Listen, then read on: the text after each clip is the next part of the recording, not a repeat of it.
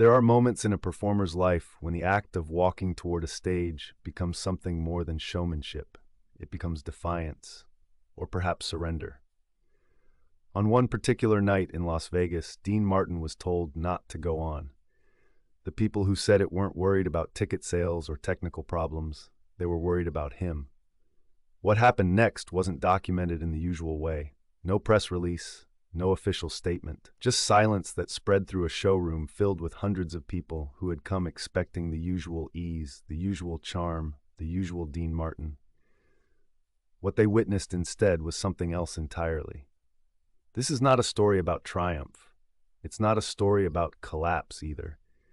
It's about the space between those things. The place where a man who spent his entire career making everything look effortless finally stopped pretending. And the people who watched didn't applaud. They didn't walk out. They just sat there frozen, as if they had stumbled into a moment they weren't supposed to see. The warning came hours before curtain. Dean Martin was in his dressing room at the Riviera Hotel, a place that had become as familiar to him as his own home, perhaps more familiar, given how much time he spent there. The Riviera had been his stage for years.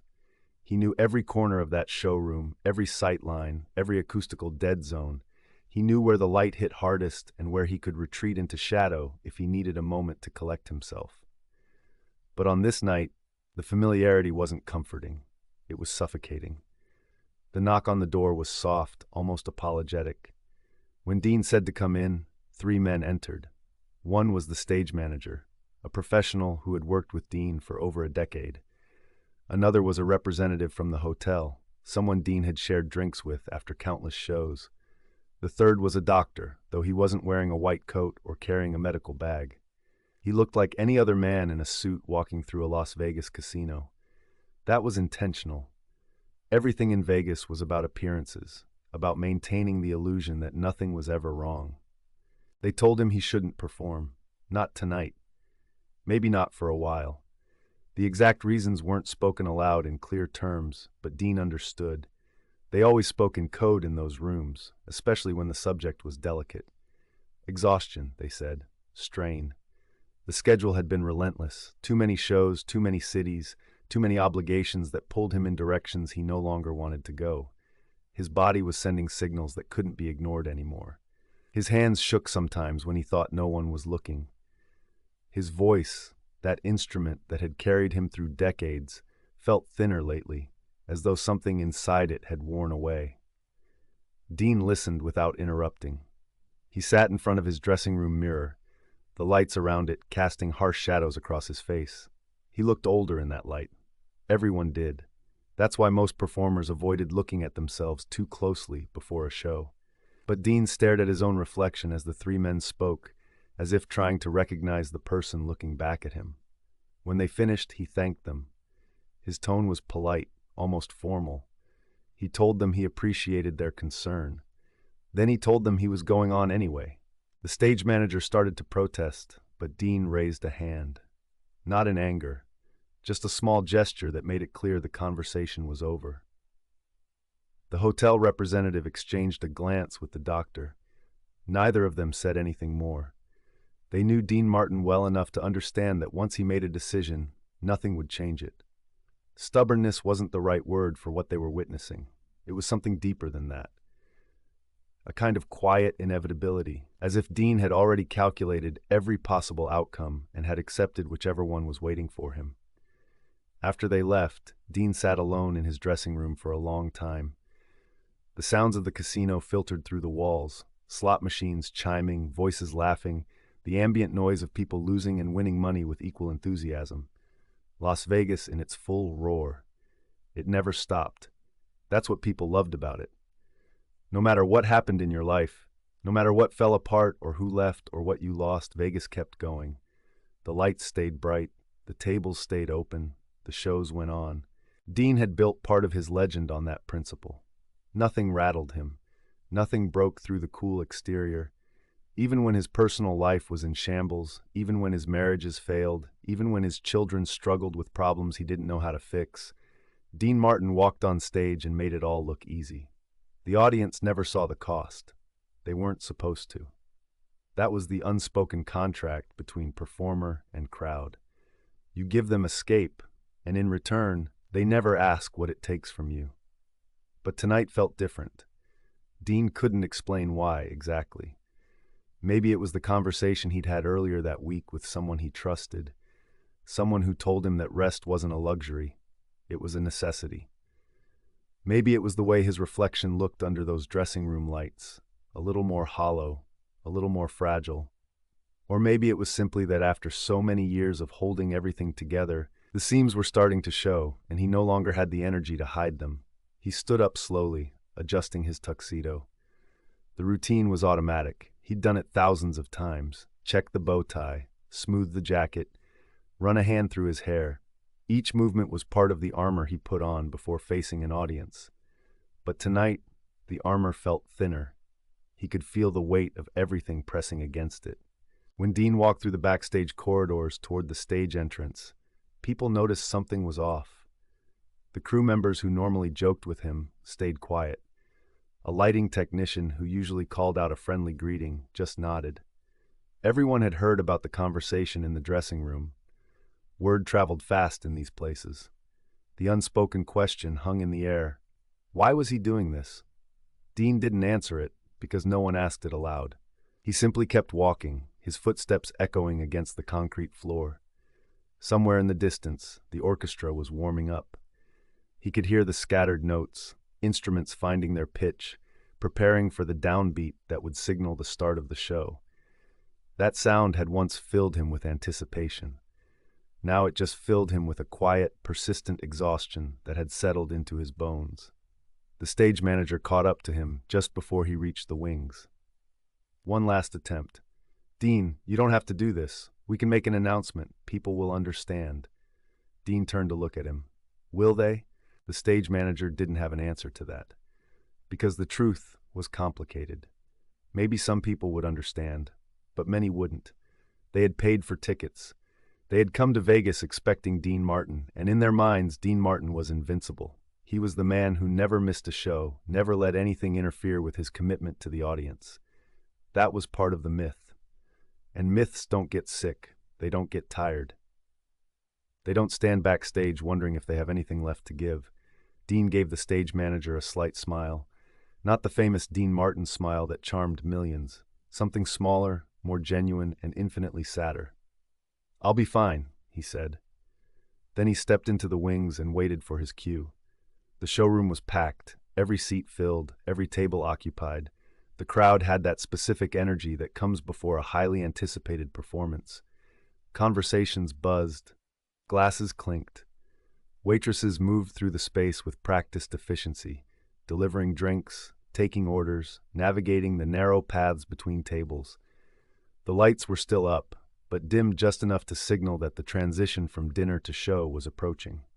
When the house lights went down completely, a ripple of excitement moved through the room. The orchestra began the overture, that familiar arrangement that had opened Dean's shows for years. People settled into their seats. Conversations died down.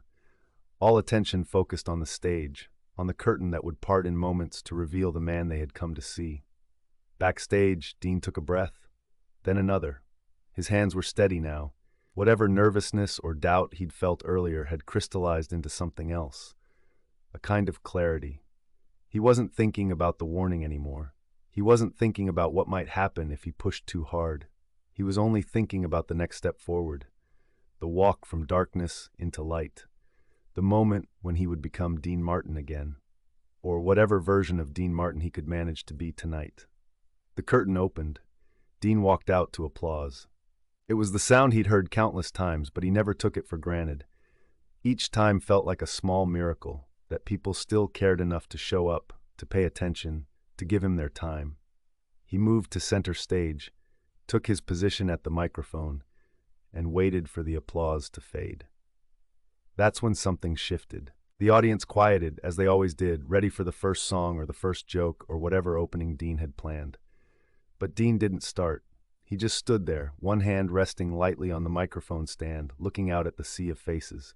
The silence stretched. 5 seconds, 10 seconds, 15.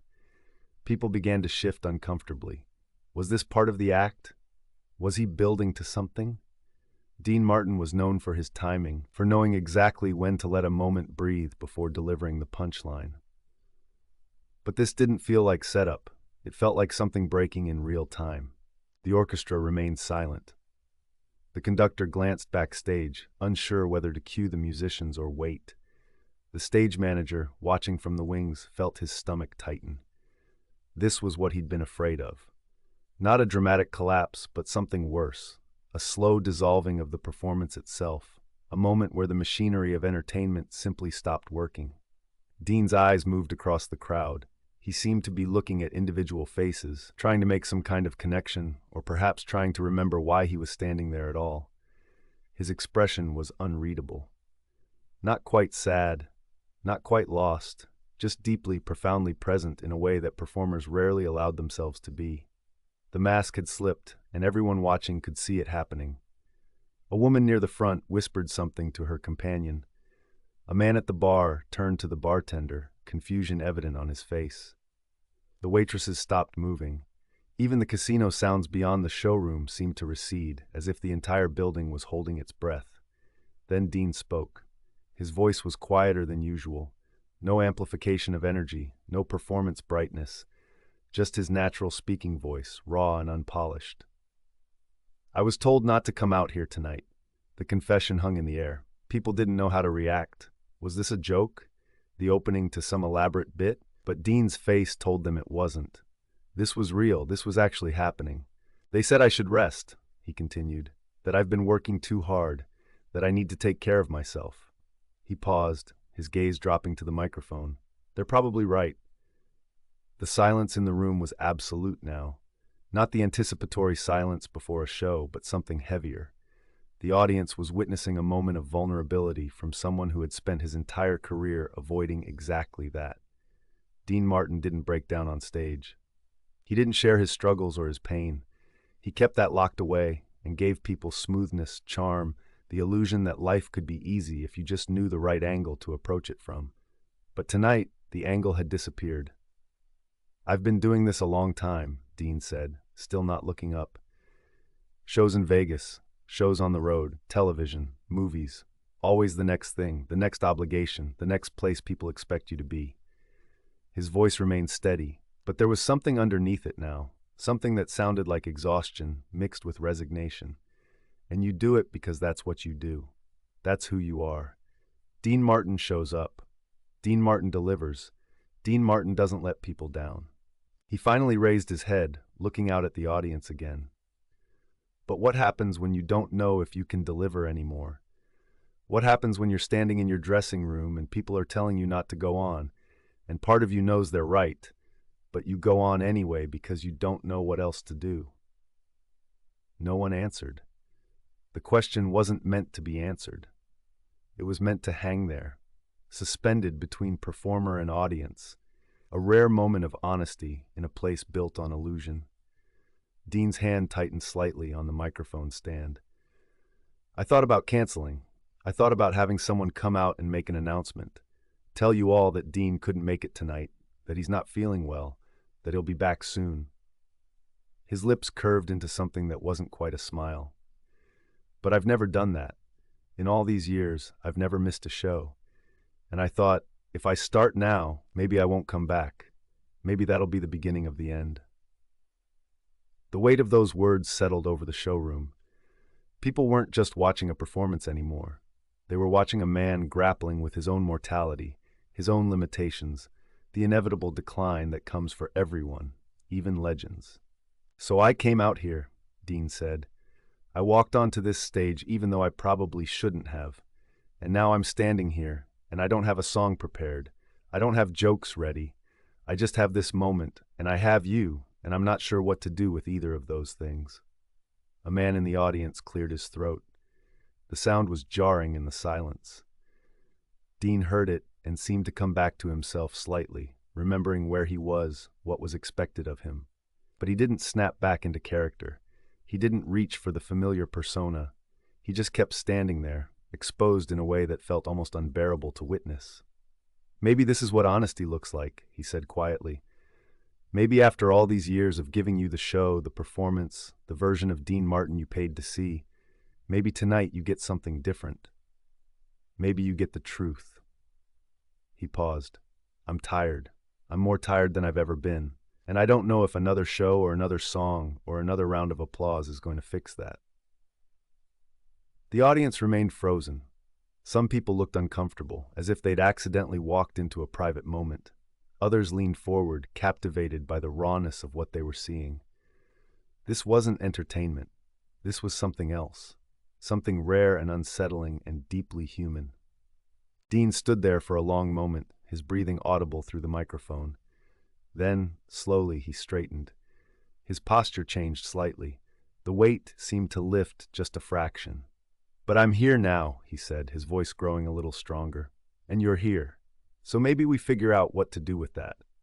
He turned to the orchestra, gave a small nod. The conductor, grateful for direction, raised his baton. The musicians lifted their instruments. Dean looked back at the audience one more time. "I can't promise this will be the show you expected, but I can promise it'll be honest." The orchestra began to play, not one of Dean's up-tempo numbers, not one of the crowd pleasers that usually opened his sets. Instead, something slower, something that matched the mood that had settled over the room. Dean began to sing, and his voice, though lacking some of its usual polish, carried an emotional depth that was almost painful to hear. He sang without the usual flourishes, no playful asides to the audience, no winks or gestures that suggested none of it really mattered. He just sang, straight and direct, as if the lyrics meant something personal, as if he was using them to say things he couldn't articulate any other way. People in the audience stopped fidgeting. The discomfort began to transform into something else, recognition, perhaps, or solidarity. These were people who had come to Vegas to escape their own struggles, their own exhaustion, their own moments of wondering if they could keep going. And here was Dean Martin, the epitome of cool, admitting that he struggled too. That being Dean Martin was harder than it looked. The song ended. There was a beat of silence, then applause. But it sounded different from the usual Vegas applause, less performative, more genuine, as if people were applauding not the performance, but the courage it took to be that vulnerable in front of strangers. Dean nodded, accepting it. He didn't smile his usual smile. He just stood there, acknowledging their response with quiet dignity. Then he began the next song, and the next. The show continued, but it wasn't the show anyone had expected. It was stripped down, emotionally raw, missing all the usual showmanship that made Dean Martin a star, and somehow that made it more powerful. Backstage, the stage manager watched with a mixture of concern and awe. This could have been a disaster. By every conventional measure, it should have been a disaster. Dean had broken every rule of entertainment, had violated the fundamental contract between performer and audience. But instead of falling apart, something else had happened. The room had transformed. The usual Vegas energy, frantic, superficial, desperate for distraction, had given way to something quieter, deeper, more real. As the show progressed, Dean seemed to find his footing, not back to his old self, but into something new, a version of himself that could exist between the legend and the man. He told stories between songs, not the polished anecdotes he usually relied on, but real memories. Times he'd struggled, times he'd doubted, times he'd wanted to walk away but hadn't. He spoke about the cost of fame, the loneliness of being constantly surrounded by people, the strange disconnect between who the world thinks you are and who you actually are. The audience listened, transfixed. This was a side of Dean Martin they'd never seen. Most of them had grown up watching him on television, seeing him in movies, hearing his songs on the radio. He'd always been the smooth one, the unflappable one, the man who made everything look easy.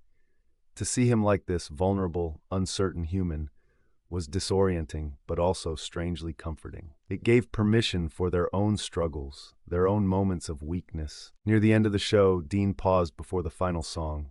He looked out at the audience, and for the first time all night, he smiled. Not the Dean Martin smile, but something smaller and more genuine. "Thank you for letting me do this," he said, "for letting me be something other than what you expected. I don't know if I'll ever do a show like this again. Maybe tomorrow I'll go back to the jokes and the drinking act and all the rest of it. But tonight, He trailed off, searching for the right words. Tonight felt necessary. The final song was one of his classics, but he sang it differently, with full emotion, full presence, holding nothing back.